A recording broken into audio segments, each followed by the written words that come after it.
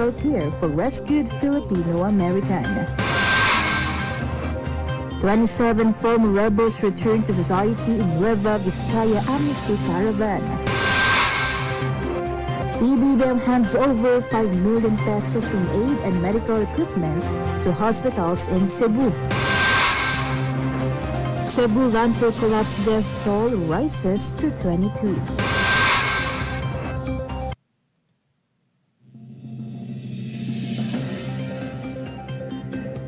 A pleasant day to all our viewers, especially to our troops at Camp Emilio Ginaldo in Quezon City. Today is Friday, January 16, and this is AFP Community News, your trusted source for updates on the armed forces and other developments across the country. I am Rofh Suzon-Abay here to bring you today's stories. DWDD Armed Forces News. For the brief overview of our news, the Abra de Ilog Municipal Government and the 2nd Infantry Division coordinated to provide prompt medical care to rescued Filipino-American Chantal Anicoche after the January 1 encounters in Occidental Mindoro.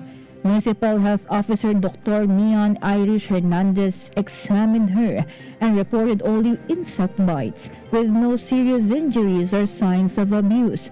The health team administered medication and cleared her for continued observation and care. Army officials said the LGU and military partnership ensured transparency, countered false claims online, and upheld citizen welfare. DWDD Armed Forces News. 27 former rebels renounced armed struggle and returned to civilian life in Barangay Villaros, Bagabag, Nueva Vizcaya. They formally pledged allegiance to the Philippine flag during an amnesty caravan led by the 86th Infantry Battalion, with support from the Office of the Vice President, Cagayan Valley Satellite Office. Government agencies provided immediate assistance and services to help them rebuild their lives and reintegrate into society. Military civilian officials said the event highlighted unified efforts to promote peace, reconciliation, and lasting development. Armed Forces Radio Report. From Joy Updates, about 89 IB joins Valencia City Charter Day celebrations. Go Jai!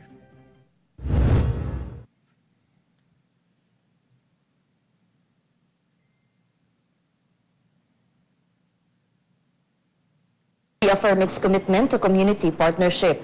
Soldiers from Alpha Company joined the civic parade in solidarity with local officials and residents. The battalion also provided security assistance to ensure the safety of participants and spectators. Army officials said engagement strengthened civil-military relations and highlighted the unit's role in peacekeeping and community development. This is Jai reporting for AFP Community News. One AFP for a stronger Philippines. Thank you, Jai.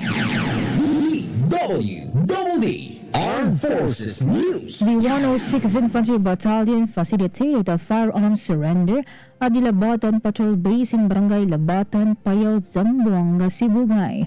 Army officers supervised the activity in coordination with local officials to ensure a transparent and orderly process. The surrender supported the Small Arms and Light Weapons Management Program under the PAPRU's Localizing Normalization Implementation. The battalion urged the continued community cooperation to help sustain peace and security in the province. DWDD Armed Forces News. The Philippine Army's first explosive ordnance disposal company conducted IORA training Kapit Lagan Class 01-2025 at Camp Macario Sakain, Los Baños, Laguna. The 5-day course, led by the 18th EOD team, produced 56 qualified reservists and personnel from the 4th Regional Community Defense Group. The training enhanced situational awareness and strengthened the role of reservists as force multipliers in community safety and territorial defense. Army officials said the activity reaffirmed their commitment in building a capable and mission-ready reserve force. Armed Forces Radio Report. Let us hear more updates from Gina about JTF Spear reviews 2025 gains and sets direction for 2026 operations. Yes, Rofh 3rd Infantry Division Commander Major General Michael Samson highlighted the accomplishments of Joint Task Force PEER during the year-end 2025 Campaign Assessment and Command Conference in Iloilo. The conference cited gains in counter-insurgency operations, strengthened disaster response, and sustained nation-building efforts across communities. Commanders reviewed operational success, addressed challenges, and mapped out strategies for future missions. Major General Samson praised JTF SPEER personnel for their dedication and said their collective efforts advanced peace, security, and regional development. This is Gina reporting for AFP Community News, 1 AFP for Stronger Philippines. Thank you, Gina. DWDD Armed Forces News. The Philippines and Japan signed key defense agreements, allowing their forces to share fuel, ammunition, supplies during joint training and operations. Foreign Affairs Secretary Maria Teresa Lazaro and Japanese Foreign Minister Toshimitsu Motegi signed the acquisition and cross-servicing agreement in Manila to strengthen military cooperation. Japan also granted security assistance worth 900 million yen to support Philippine Armed Forces modernization and maritime security projects. Both countries said the agreements reinforce their strategic partnership and contribute to regional and international peace and stability. DWDD National News. For our national news, the Department of Social Welfare and Development welcomed the latest social weather station survey showing a drop in hunger incidents. The SWS survey showed that 20.1% of Filipino families experience involuntary hunger at least once in the past 3 months, down from 22% recorded in the third quarter of the same year. The DWDD Assistant Secretary and spokesperson Irene Dumlao said the department sees it as a positive reinforcement of the work they do. She emphasized that a decrease in hunger rate, no matter how small it is a big win for them, and it shows that there is already improvement in the situation of Filipino families suffering from hunger. Armed Forces Radio Report. For more report on the ground, let us hear the report of Mike about Philippine Army earns CSC Prime HRM Bonds Award. Go, Mike. The Philippine Army received a program to institutionalize meritocracy and excellence in human resource management. Bronze Award from the Civil Service Commission during the Public Service Excellence Forum at Widows Hotel Clark, Pampanga. Senior Army officials accepted the award in recognition of the organization's strengthened and institutionalized human resource management systems. The recognition affirmed the Army's commitment to meritocracy and excellence in personnel administration. Army leaders said the achievement support the Commanding General's trust on prioritizing human capital development. This is Mike reporting for AFP Community News, 1 AFP for Stronger Philippines. Thank you so much, Mike. DWDD National News. President Ferdinand Marcos Jr. provided $5 million in financial assistance for the facility upgrade of a provincial hospital in Cebu. He also led a turnover of medical equipment and medicines to other hospitals in the province. On top of the financial assistance from the Office of the President, Marcos also handed over to CPH Balamban some 20 wheelchairs and 60,000 worth of medicines from the Philippines Charity Sweepstakes Office. During his visit, the President toured several facilities of the CPH Balamban and assessed the implementation of PhilHealth's Zero Balance Billing Program. DWDD National News. The death toll from the Binaliw Sanitary Landfill Trash Light has climbed to 22. According to Cebu City Police Office, 14 people are still missing as of 8 a.m. yesterday. At least 18 others were injured and are receiving medical treatment, while search, rescue, and retrieval operations are ongoing. The Philippine Air Force has been assisting ground operations since January 9, following the incident through its 505th Search and Rescue Group, providing manpower and coordination with the Bureau of Fire Protection Region 7, which leads on-site operations. Armed Forces Radio. And now some information from Shaina about RPOC 9 Box Kalasag Zampen Interagency Defense Exercise. Go Shaina. Yes, Rofh. The Regional Peace and Order Council Region 9 approved a resolution supporting the Interagency Territorial Defense Operations Exercise or Kalasag Zampen during its meeting in Zamboanga City. The council endorsed the conduct of the exercise at provincial and regional levels across the Zamboanga Peninsula after the successful Zamboanga del Sur run. It also backed the scheduled exercise in Zamboanga Sibugay in February and Zamboanga del Norte in March, leading to a regional exercise in the third quarter of 2026. The initiative aimed to strengthen interagency coordination, disaster response, and civilian-led peace and security efforts.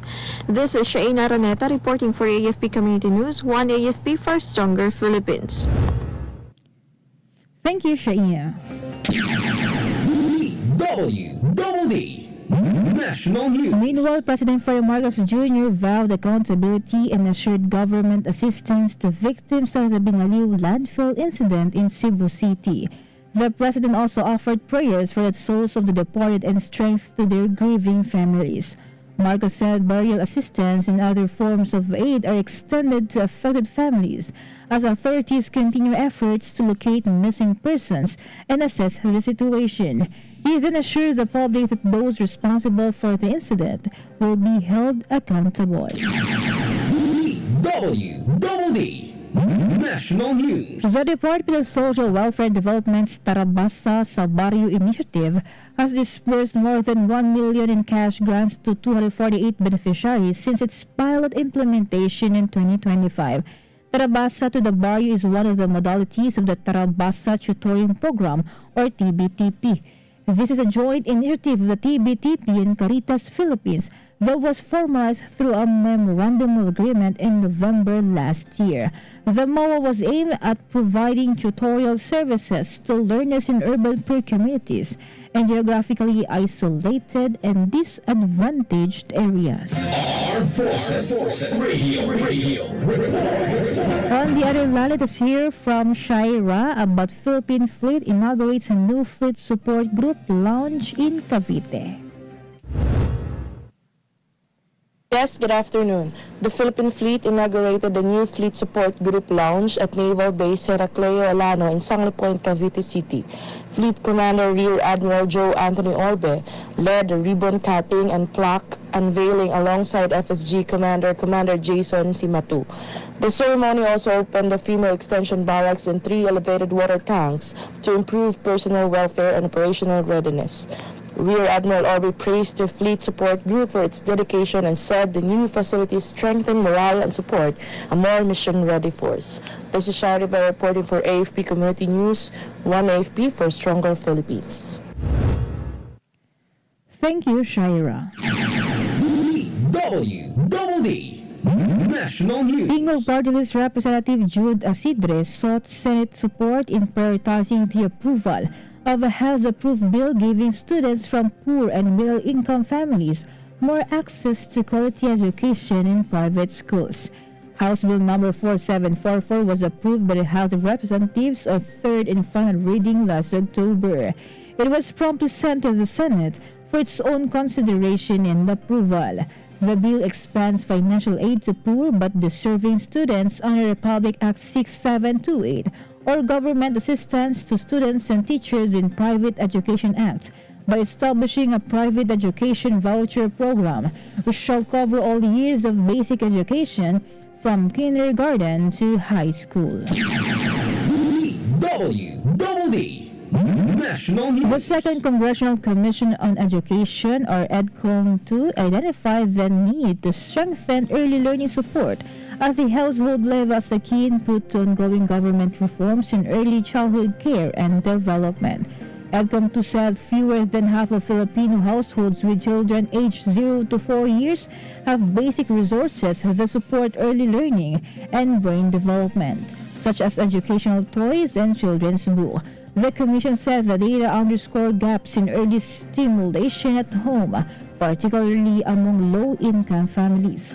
The Commission then pointed to wide disparities in local government investment in early childhood learning materials, with some low-income and geographically isolated municipalities allocating minimal funds for CDC resources, resulting in uneven access to early learning opportunities across communities. Armed Forces Radio. From NOLCO, let us hear some information from Joanne. 69RB strengthens agency collaborations for WPS awareness in Masinloc, Zambales. A meaningful unified commitment ceremony with the theme Mulat sa Karagatan, Strengthening Coastal Communities for West Philippine Sea Awareness was held January 15 at the Municipal Hall of Masinloc, Zambales. Led by the 69th Infantry Battalion of the Philippine Army, the program was supported by representatives from the local government of Masinloc, led by Mayor Hazel Jahata Lim, along with the Department of the Interior and Local Government, Bureau of Fisheries and Aquatic Resources, Philippine Coast Guard, Philippine National Police, Municipal Peace and Order Council, and officials from various barangays of Masinloc. The event featured the signing of Pledge of Commitment, where representatives from different sectors formally signed to show their unity and commitment to promoting awareness, vigilance, and protection of the West Philippine Sea.